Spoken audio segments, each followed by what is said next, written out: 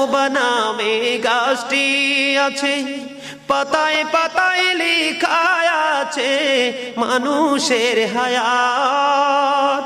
সেই পাতা জড়িয়া গেলে, সেই পাতা জড়িয়া গেলে মৌতের নিশানা। আজরাইল আসিলে কারো কফিয়ত চলবে না, ঠিক কিনা বলেন?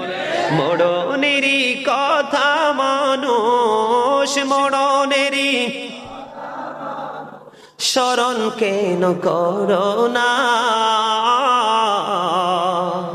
আজরাইল আসিলে কারো কফিয়ত চলবে না।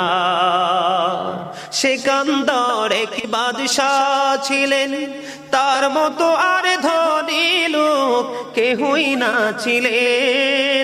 খালি হাতে চলে গেলেন, খালি হাতে চলে গেলেন, কিছুই নিতে পারলেন না।